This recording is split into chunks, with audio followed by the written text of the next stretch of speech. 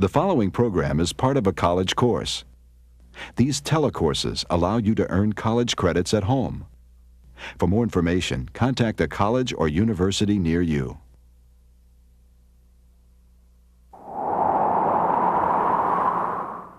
And Zachary, tell me the name of this animal.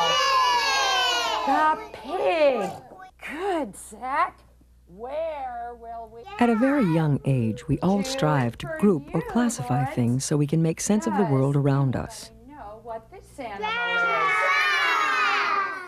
is. Good. Does anybody know what sound? Classification is really important because how we classify as scientists affect how we think. If we think that an animal is a dog, then we immediately think about the properties that make a dog. If we see something like a toy poodle and we say, gee, maybe that's a large rabbit or something, then when it gets sick, we don't know how to treat it. We don't know all of the things that go along with being a dog. And the same thing is true of bacteria, it's true of plants, it's true of everything.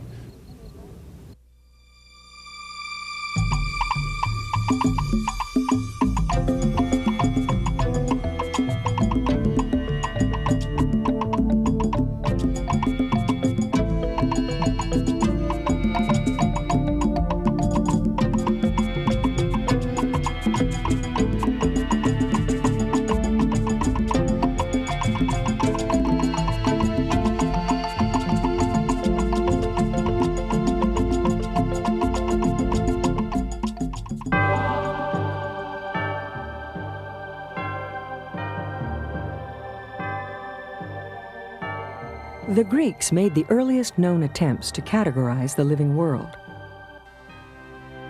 Then in 1735, the Swedish botanist Carolus Linnaeus published his landmark works that are used as a basis for classification even today.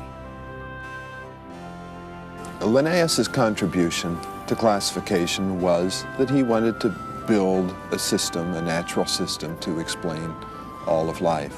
Part of this system was the existence of a binomial naming system, consisting of two names called genus and species. The genus name is the first one, and you can think of that as being a family name, perhaps like the name Smith. The second name is the species name, and you might think of that as being, say, a given person's name. So there are lots of species within a genus, just as there are lots of Smiths. There's not only Sally Smith, there's Joan Smith and Sam Smith and so forth. Classification is based on the idea of grouping into organized units. For example, suppose you were trying to identify a particular apartment somewhere in the world, and that apartment represents a species. You would begin the identification process with the largest logical unit, the country which, in the living world, would be analogous to kingdom. In a similar way, the state would be a phylum. County would be class. City would be order. Street would be family. Address number would be genus. And apartment number would be species.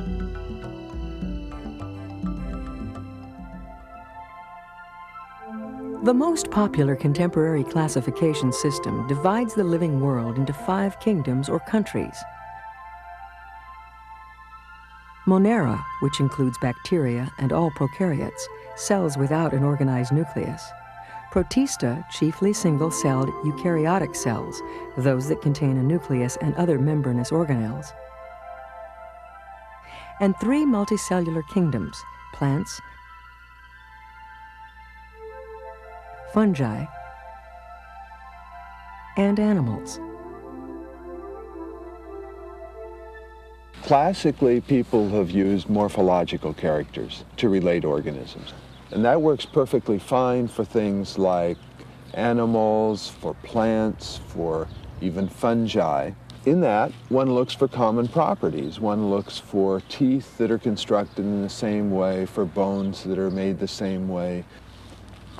This is fine for most eukaryotes, but for single-celled eukaryotic organisms, there are very few characters to relate organisms. The situation's changed, though, in the last 10 years because we have available DNA evidence. We can sequence DNA from different organisms and we can relate them using their DNA. This is important because many groups that have essentially no information to relate them, like the bacteria, can now be classified for the first time. Because of these new classification techniques, the order of living things is rapidly changing. This is a dynamic field of inquiry. For the first time, scientists have the potential to group organisms based upon genetic relationships and branches or nodes in inheritance lines, rather than on arbitrary characteristics. It's important to understand about the lineage and the history of any organism or group of organisms. How it came to be, what were the environmental conditions, the general ecology. It's amazing that a certain amount of convergent evolution occurs. Porpoises look like fish, for example, but they don't look like fish when you look at their nucleic acids or their internal cellular apparatus. They look like mammals. So molecular techniques are confirming some groupings, changing others. And at the kingdom level, there have been some surprises. The amount of change that has occurred recently, if it were extrapolated backwards in time, says that plants and animals and fungi last had a common ancestor about 1 billion years ago. The fungi and the animals a little bit more recent. We would put it at about 950. The plants then branching off just before that at about 1 billion. The fact that the artificially derived 5 kingdoms are not totally independent of each other, but are in fact branches of a common tree of life, is an idea that fits well with the ancestry or node-based classifying scheme.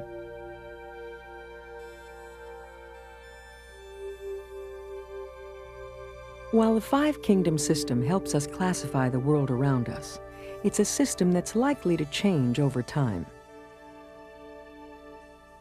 And I think what we're trying to do is understand as individuals how we fit on the earth. Everybody's interested in genealogy. People like to know who their parents or grandparents or great-grandparents are.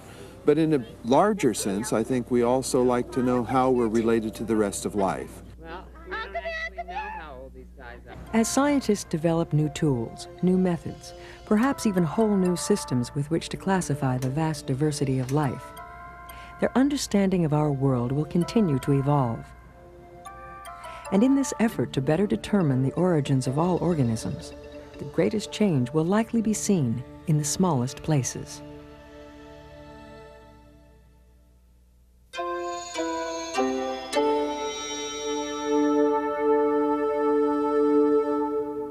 This gourmet offering looks enticing. And there's even more to it than meets the eye. In fact, there are microorganisms just about everywhere, not just in the food we eat, but in the air we breathe and on the objects we touch. Food is always contaminated, but if you eat it quickly and you don't leave it sitting out so that these toxins can be produced and that bacteria can multiply, it's usually not a problem. Only about 1% of the bacteria that's all around us causes disease. And all of the rest of it is good. In fact, we do use it in food production to make Swiss cheese. That's what makes the holes. Yogurt, absolutely. And there's an acidophilus milk that they've put bacteria in. We live with bacteria every day, in our bodies, on our bodies, in the food we eat. There are several thousand different species which by their sheer number challenge scientists' ability to order and classify. DNA studies have just begun to help us reorganize these diverse organisms. So, for practical reasons, they are still grouped by more classical means, such as where they live or what they need in their environment to survive. Public health officials are often required to identify specific bacteria. Typically, you look at physical and biochemical properties. There are a series of tests that will separate out major classes, and then you do more and more specific testing until you identify a specific genus or species. Kingdom Monera's thousands of species are so diverse that they are actually grouped into two subkingdoms. Archaebacteria includes organisms that live mainly where nothing else can, where temperatures are too high, salt is too concentrated, or oxygen is too low. The other subkingdom, Eubacteria, is more familiar and includes some autotrophs like blue-green algae, also known as photosynthetic cyanobacteria. However, most eubacteria are heterotrophs that depend on organisms like us for energy and may cause disease in the process. Each species has a characteristic look when grown on media. Colony features like size, shape, and edge characteristics help with the identification. But with so many species, more distinguishing characteristics are necessary to tell one from another.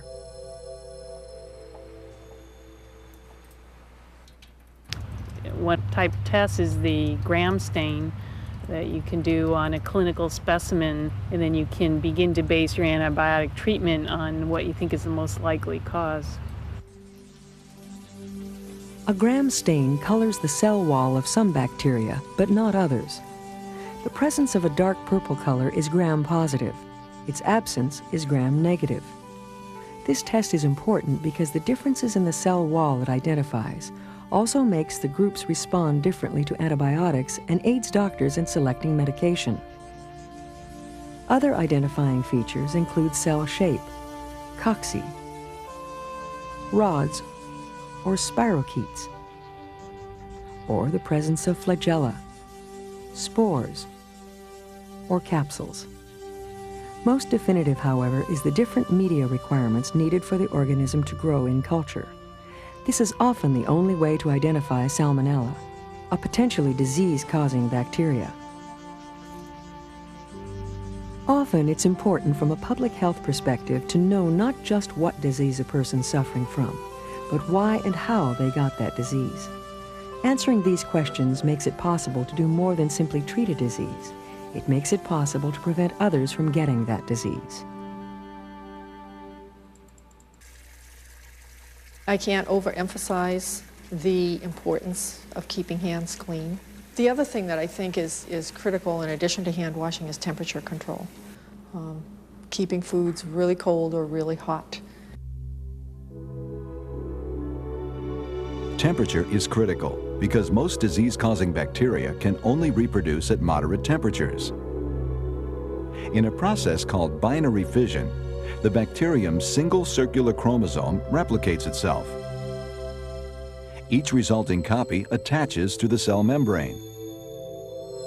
As the cell grows, adding membrane and wall components between the two attachment points, the chromosomes move apart and eventually form two cells. Under optimal conditions, doubling time is less than 20 minutes, depending on the species. At this rate, one bacterium can become 1 million in less than 7 hours. I get asked often, well, aren't you afraid to eat out? No, I'm not. You can't create an environment where you're not going to be exposed to infectious organisms. And you don't want to do that because then you will be susceptible to everything. There isn't much in life that is risk-free, and we do what we can to minimize it. How you doing, sir? Hi. What can I get for you? Can I have 2 boneless In food, bacteria causes most health risks. But there are other non-cellular agents called viruses that might inadvertently be served in a meal. viruses such as hepatitis. Viruses are so unique they are not classified in the 5 kingdoms at all.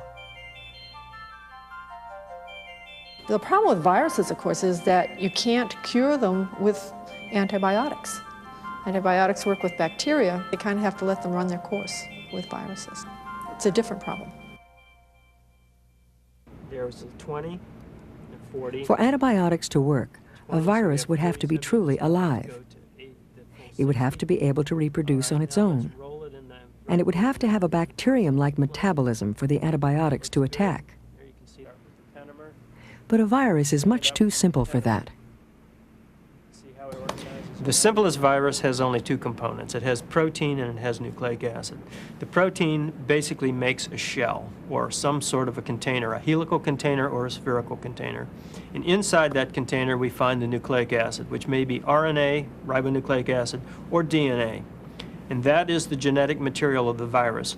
Now, by itself, that virus cannot reproduce. It must borrow on the enzymatic and the reproductive mechanisms of other organisms. And that's why viruses always infect some host. The virus attaches to the host cell and injects its genetic material, leaving the protein coat outside. The DNA or RNA overtakes the host cell and forces it to make new virus particles. The host cell finally ruptures, releasing new viral particles to attack more host cells. Once they infect the host, then they can use the host's enzymatic machinery to reproduce its own nucleic acid and to reproduce its own protein. And that's why it has to always infect and borrow from another organism. Scientists think viruses are so diverse because they probably had several different origins from different cell fragments. A virus can stay in food even though it can't grow and develop, and it has to get into a warm body, be it a flea or a rat or a human, in order to grow and reproduce and cause damage. One of the things, obviously, that we're all concerned about is pathological viruses which produce things like colds and hoof and mouth disease and AIDS and other diseases of this nature. Obviously, controlling those viruses and finding therapeutics and ways of attacking those viruses is extremely important to all of us. It's a matter of survival. Until scientists find answers to these fundamental questions, the best protection we have against illness, whether from bacterial, viral, or other sources, remains prevention. It's really quite amazing that when you sit down and think about it, if people would cover their mouth when they cough and sneeze, wash their hands after using the bathroom and before preparing food, it would eliminate quite a bit of the transmission of many infectious diseases. That's a message that doesn't excite people, and it's a message that we never seem to be completely successful in getting across.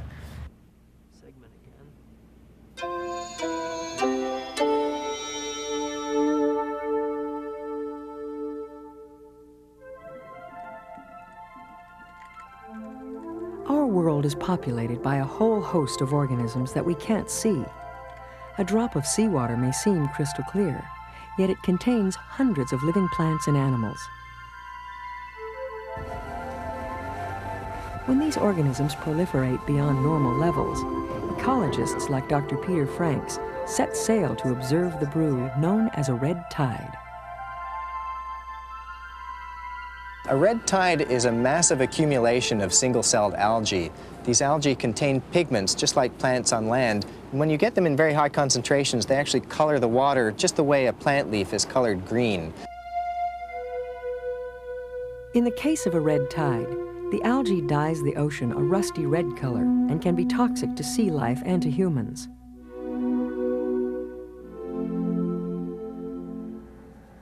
This is why Dr. Franks attempts to understand the ecology of these tiny organisms. I study how the plants interact with their environment in the ocean. So I need to know about the physics of the ocean and the chemistry of the ocean, since these plants grow using nutrients and light just like terrestrial plants. These algae are part of the diverse kingdom of primarily single-celled eukaryotes known as protists. Many protists, like plants, are autotrophic and can synthesize energy from sunlight. Others, like animals, are heterotrophic. They are chiefly grazers or predators that ingest nutrients from fellow organisms in the surrounding environment. Still others are more fungus-like, in that they absorb nutrients rather than ingest them. Then there are those with both plant and animal characteristics that defy attempts to logically classify them. Phytoplankton are microscopic plants, and the zooplankton are microscopic animals that float around in the sea. The word planktos is a Greek word which means wanderer, and that's basically what these plants and animals do. They're just wafted around by the currents in the ocean. For the animal-like protists, sometimes called protozoa, further classification is loosely based upon how they move within their environment. Some, such as the amorphous amoeba, flow at an excruciatingly sluggish pace. Others, like either flagellated or ciliated protozoa, scamper quite freely through the water. The defining feature required for protists to be considered plant-like is the pigment chlorophyll. Not surprisingly, protists with both animal and plant characteristics, like euglena or dinoflagellates, both move and have chlorophyll. Other single-celled algae, such as diatoms, are a bit less mobile. They are further defined by their cell wall characteristics. Finally, there are the multicellular algae, protists grouped by color: red, brown, and green. Unlike most protists, they have more than one cell. However, these algae are still considered protists because their cells are not specialized into tissues. Dr. Franks is especially interested in phytoplankton, the protists upon which all other sea life depends. The different types of organisms tend to be found in different types of environments. For instance, in very calm conditions with low nutrients, we tend to find flagellated phytoplankton. They can swim down into the nutrient-rich waters and exploit that nutrient source. In the coastal regions, where we have a sloping bottom topography, tidal currents and waves, we have a lot of turbulence, and that allows the growth of diatoms, these organisms that would tend to sink out if the water was very calm.